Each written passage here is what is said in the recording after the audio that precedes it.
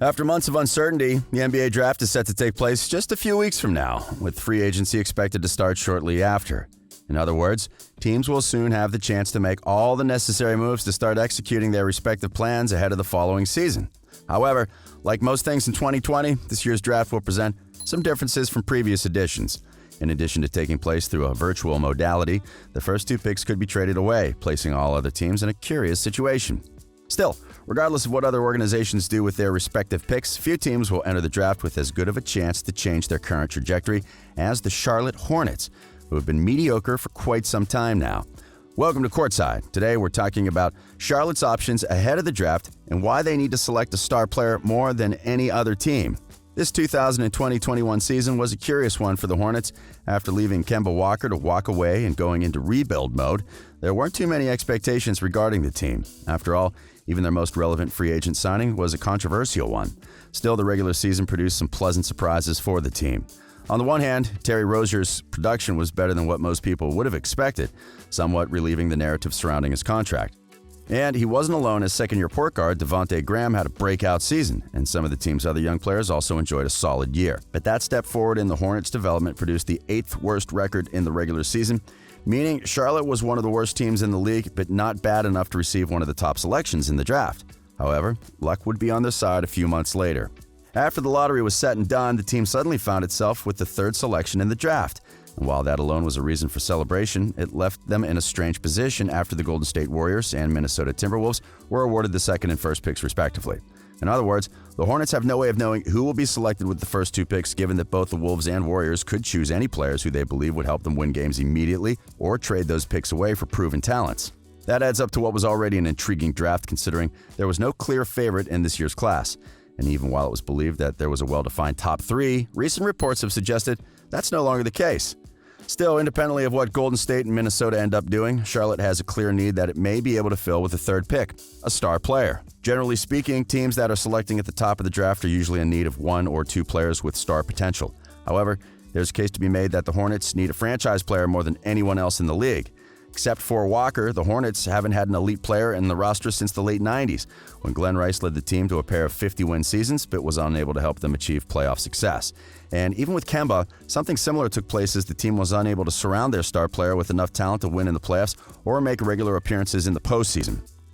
But the lack of success is not something new for the franchise. Since the team came back as the Bobcats in 2004, it has been unable to win regularly, making only 3 playoff appearances in 16 seasons, all of which were as a lower seed. That should be a reason for concern for the team. During that period, Charlotte has been the only team in the Eastern Conference that hasn't won at least a playoff series and is currently tied with Sacramento and Minnesota for the longest active playoff series win drought. To put things into perspective, even the New York Knicks have been more successful than the Hornets since 2004, despite their managing issues. In short, the franchise has been stuck in one of the longest periods of mediocrity in the league, and that has resulted in it being largely forgotten by most NBA fans, a situation that no other team is going through. To name a few examples, despite their shortcomings in the regular season, teams like the Phoenix Suns, Atlanta Hawks, and even the Cleveland Cavaliers have at least 1 player with star potential that can put up exciting performances and score at will. And while the Hornets have a few interesting young players in Rozier, Graham, PJ Washington, and Miles Bridges, none of them have shown the potential to become the kind of players that can lead a team into the playoffs, yet. So to say that they'll only be able to start winning some games and eventually a playoff series by making correct use of their draft picks could be an understatement. After all, Charlotte has never been a destination for free agents, and it won't start being it until the team proves it can be successful. And of course, drafting a potential star won't solve anything if they can't keep them. The Hornets will need to build a winning culture and a solid roster if they don't want to repeat what happened with Walker. But that will be something General Manager Mitch Kupchak will have to work on after he uses this year's selection. For the time being, let's take a look at the players Charlotte could add using the 3rd pick. As we mentioned earlier, 3 prospects are viewed by most people as the top 3 talents in this year's class: Anthony Edwards, James Wiseman, and LaMelo Ball. Assuming that they effectively end up being selected with the first 3 picks, only one of them will be available by the time Charlotte needs to make its choice. So they'll need to prepare a strategy around these 3 players. According to what most reports are suggesting, there's a chance Wiseman could be the one available to the Hornets given his statements about preferring not to join Minnesota and Golden State's apparent reluctance to use their pick on a traditional center. If that ends up being the case, the team could find itself in an ideal situation, given that the center would be able to fill a position of need in their roster. In other words, Wiseman would become their center of the future while also assuming a large role from the get-go. However, if either LaMelo or Edwards are the available options, the team will need to make some adjustments, considering its guard rotation already includes Rozier, Graham, and Monk. Given the physical tools and the scoring ability of both prospects, there's a chance either one could fit next to Rozier and Graham. But if things don't work out, the Hornets may need to consider trading one of them to open up some space for their latest addition. At the moment, it seems like the team would prefer to avoid such a scenario, considering multiple reports are indicating they would like to draft a big man. However, even if Wiseman is available, there's a chance they have their eye on a different player. Onyeka Okongwu is one of the prospects that multiple people consider could break into the top 3, and according to a few reports, the Hornets might be interested in him. Like Wiseman, he would fill the role of their big man of the future, but instead of focusing on the offensive end, his potential selection would have more to do with his ability to turn into the team's defensive anchor. After all, he's seen by many as the best defensive big man in his class, and unlike Wiseman, there's not much of a risk of him being selected by someone else. Still, unless the Hornets are convinced that Okongwu is a better player than either Wiseman, Edwards, or Ball, they probably won't select him. And even if either Anthony or LaMelo end up causing fitting issues with some other players, the team should try to add the most talented player available by the time they get to make their selection. And according to Kupchak, that's exactly what they're planning to do. The GM mentioned a few months ago how he felt the team didn't have the luxury of being able to choose based on its positional needs. So if there's an elite guard available, they'll probably try to take him and then look how to accommodate the roster around him. Considering the way Graham and Rozier have performed, that approach may end up limiting their potential with the team. However, as we mentioned earlier, none of them have shown star potential so far, which could make them expendable at the end of the day. Some people also consider the Hornets should try to trade up so they can make sure they land their preferred player without having to worry so much about his potential fit. But there are at least 2 reasons why that's probably not a good idea.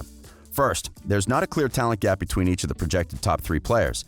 Neither of them seems like a far better option than the other 2. And that means that sacrificing an asset for a player that could be as good as any of the other available options is not the best thing to do. Then, of course, there's the fact that none of Charlotte's assets may be too attractive for either the Warriors or the Timberwolves. Considering both teams are looking to add pieces that help them win games immediately, it's probable they'd rather receive experienced players instead of young ones. So in the end, their choice may come down to who's the most talented prospect that's available. If they're lucky once again, they may be able to choose a player that makes an excellent fit with the roster they already have in place. But if they're not, a few moves could be on the way during next season.